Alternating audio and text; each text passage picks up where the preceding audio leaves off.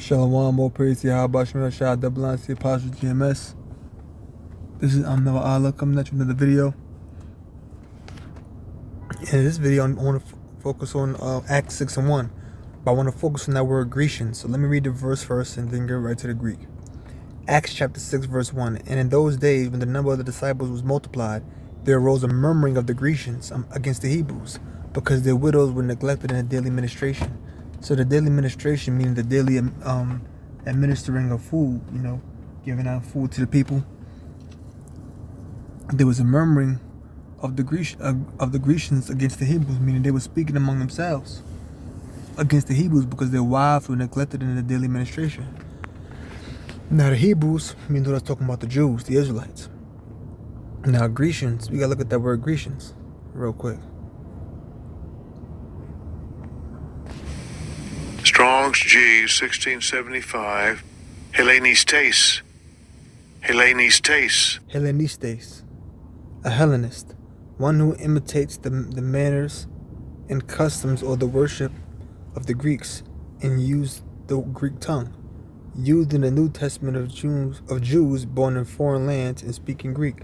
So the Grecians are actually also talking about Jews, Israelites, but it's talking about those who were born in foreign lands and speaking Greek.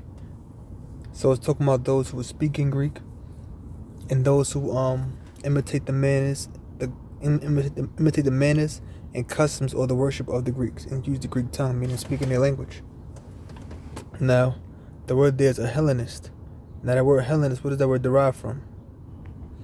Now, if you go on Google and type in the word Hellenes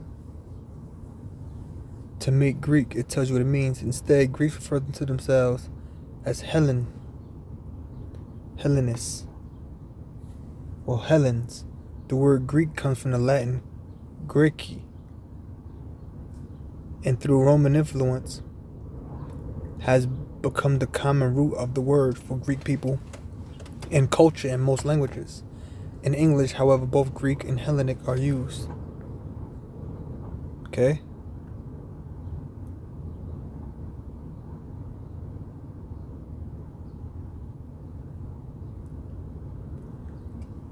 So the word Greek, so that the Greeks refer to themselves as Hellenes, right? Now this is JewishVirtualLibrary.org, Ancient Jewish Tradition Hellenism, 323 BC, okay? It says, Hellenism is the term generally used by historians to refer to the period of time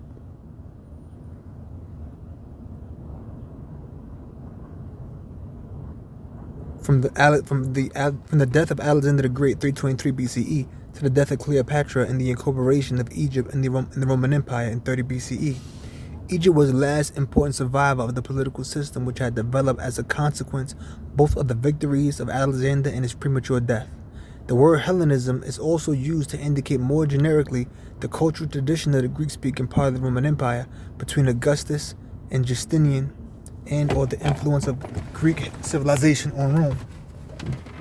Carthage, Rome. Carthage, India, and other regions which are never part of the empire of Alexander. Finally, Hellenization is used to with reference to Judea, Persia, etc., to indicate the penetration of elements of Greek civilization into territories which, though subject to Greco-Macedonian rule for a certain period of time, preserved their national culture and conspicuous success. Okay? So Hellenization is used to reference Judea, Persia, etc., to indicate the penetration of elements of Greek civilization into territories. Okay? Which, though subject to Greco-Macedonian rule for a certain period of time, preserved their national culture and conspicuous success. So it says, it was subject to Greco-Macedonian rule for a period of time. Okay? And it says they preserve national culture and conspicuous success. So now it says the words Hellenism and Hellenistic have a long history in which come on, man.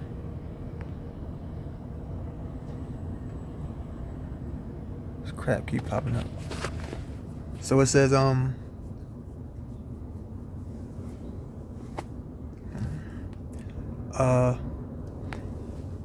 Okay, the words Hellenism and Hellenistic have a long history in which the text of the Acts of the Apostles 6 and 1, what we just read earlier, opposes Hebraeoi to Hellenistai, at least from the 16th century onward. We read that word in Greek.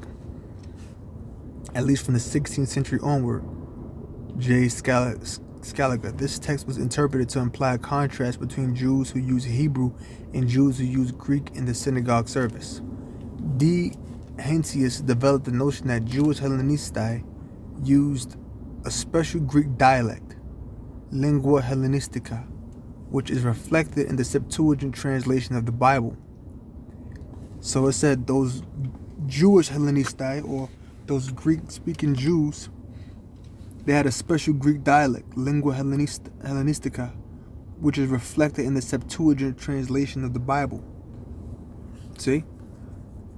C. Salmasius denied the existence of such a special dialect, 1643, but the notion of special lingua Hellenistica to indicate the Greek of the Old Testament and New Testament remained in circulation until the middle of the 19th century. So somebody had denied it, but they said that notion of the special lingua Hellenistica to indicate the Greek of the Old New Testament remained in circulation until the middle of the 19th century. Okay.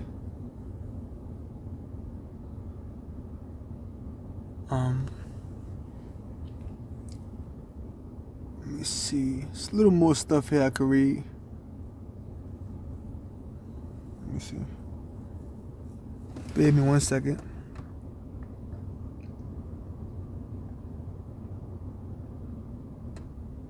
Okay, I'm gonna jump down here. In all the Hellenistic states, Greek was the language of the aristocracy and the administration. The foundation of new cities, especially in the Seleucid kingdom, and of new villages, particularly in Egypt, contributed to the spread of Greek. But the peasants and the native priests kept the indigenous languages alive, except in Judea, which had an original literature in Hebrew and Aramaic, and even under Greek rule, the important developments in literature were all in Greek. Even natives of Egypt and Babylonia wrote their histories in Greek. The schools and the gymnasia were organized according to Greek tradition. So it is going into the different Greek influences. So let me get to the point I wanted to get to. I don't want to go too far to something else. Get to the other passages. Now this is from a website called National Hellenic Museum. What is Hellenism? It may surprise you that Greeks don't call themselves Greek. Instead, Greeks refer to themselves as Hellenes. The word Greek comes from the Latin Graeci. We read this already. And through Roman influence has become the common root of the word for Greek people and culture in most languages. In English, however, both Greek and Hellenic are used. When most English speakers say Greek today, they mean the people and culture associated with the modern nation state of Greece. Hellenism, however, is something bigger. From ancient times, the language, culture, and values of the Hellenes has significantly impacted the world. Throughout history, non-Hellenic people have adopted and assimilated the values and aesthetics of the Hellenes. Through the contact, the culture of the Hellenes has not only transformed other cultures, but has been transformed itself. This relationship is Hellenism. So it's telling you the culture of the Hellenes has not only transformed other cultures, but has transformed itself. This relationship is Hellenism. In fact, an openness to new ideas and embracing beauty and truth wherever you find it are all fundamental features of Hellenism. In short, Hellenism is rooted in the history of the Greek people, but it is bigger than Greek culture. It is part of humanity's shared heritage. So it tells you here, throughout history, non-Hellenic people, meaning non-Greek people, have adopted and assimilated the values and aesthetics of the Hellenes. So they speak, the way they speak, the way they dress, worshiping their gods, right? The food that they eat, it was like acting like the Greeks. And it says through this contract, through adopting those different values of the Greek culture, the culture of the Hellenes has not only transformed other cultures, but it transformed itself. Let's go right down to the point. This is Isocrates, 4th century BC. And if a man should partake of our culture, let him be called Hellen. So if somebody partook in Greek culture, they was called Hellenes. The National Hellenic Museum seeks to share the story of Greek Americans. That's basically the point on that. So let's go a little more to Isocrates. This on Wikipedia. Isocrates was an ancient Greek rhetorician and one of the 10 Attic orators. Among the most influential Greek rhetoricians of his time, Isocrates made many contributions to rhetoric and education through his teaching and written works.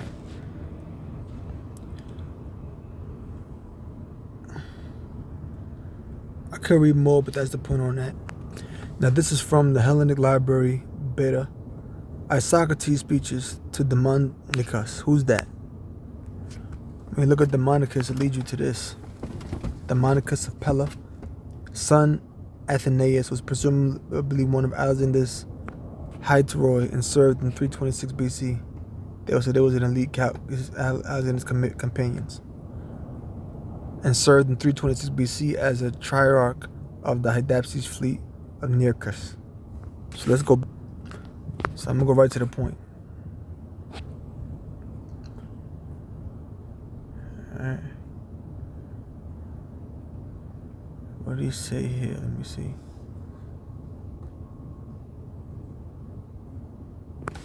See if I can find it.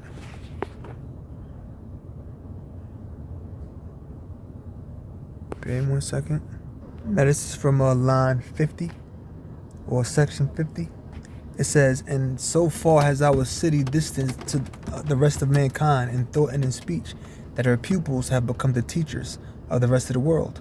And she has brought it about that the name Hellenes suggests no longer a race, but an intelligence, and that the title Hellenes is applied rather to those who share our culture than to those who share a common blood. So among the Greeks, if you share Greek culture, they're calling you Hellenes, they're calling you Greeks, even if you didn't share common blood." It's applied it's applied, and I'm beginning this line right here, this section right here. Okay? So it says Hellenes suggests no longer a race but an intelligence, and that the title Hellenes is applied rather to those who share our culture than to those who share a common blood. See? So you didn't even have to be a Greek to be called a Greek. And Hellenes is the way you say Greek in Greek. So when you Hellenize someone, you're making them Greek. You're putting your culture upon them, your Greek culture. Okay? Whether it's your gods, your philosophies, language, style of dress, the food you eat. Okay? And this is from thoughtcode.com. It says, "Why were the ancient Greeks called Hellenes?" If you read any Greek history, you'll see references to Hellenic people in the Hellenistic period. These references describe only a relatively brief period between the death of Alexander the Great in 323 BCE and the defeat of Egypt by Rome in 331 BCE. Egypt, and particularly Alexandria, came to be the center of Hellenism. The end of the Hellenistic world came when Romans took over Egypt in 30 BC with the death of Cleopatra. Origin of the name Helen. The name comes from Helen, who was not the woman famed from the Trojan War, Helen of Troy, but the son of Deucalion and Pyrrha. According to Ovid's Metamorphoses, Deucalion and Pyrrha were the only survivors of a flood similar to the one described in the story of Noah's Ark. To repopulate the world, they throw stones which turn into people. The first stone they threw becomes their son Helen. Helen the male, who has 2 L's in his name, whereas Helen of Troy has only 1. Ovid did not come up with the idea of using the name Helen to describe the Greek people according to Thucydides. Before the Trojan War, there is no indication of any common action in Hellas, nor indeed of the universal prevalence of the name. On the contrary, before the time of Helen, son Deucalion, no such appellation existed, but the country went by the names of different tribes, in particular of the Pelasgian. It was not till Helen and his sons grew strong in Phthiotis and were invited as allies into the other cities that one by one they gradually acquired from the connection the name of Hellenes or Hellenes. Though a long time elapsed before that name could fasten itself upon all, meaning it took a long time for it to spread.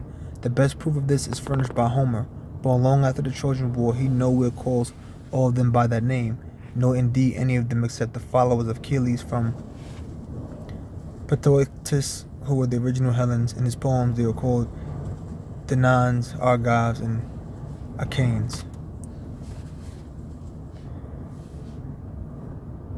So he says Ovid didn't come up with this idea though. And Ovid's Metamorphosis is a story of Greek mythology. Alright? Two more paragraphs and I'm going to start the video. Who the Hellenes were. After the death of Alexander, some city-states came under Greek influence and were thus Hellenized. The Hellenes, therefore, were not necessarily ethnic Greeks as we know them today. Instead, they included groups we now know of as Assyrians, Egyptians, Jews, Arabs, and Armenians, among others. As Greek influence spread, Hellenization even reached the Balkans, the Middle East, Central Asia, and parts of India, and parts of modern India and Pakistan.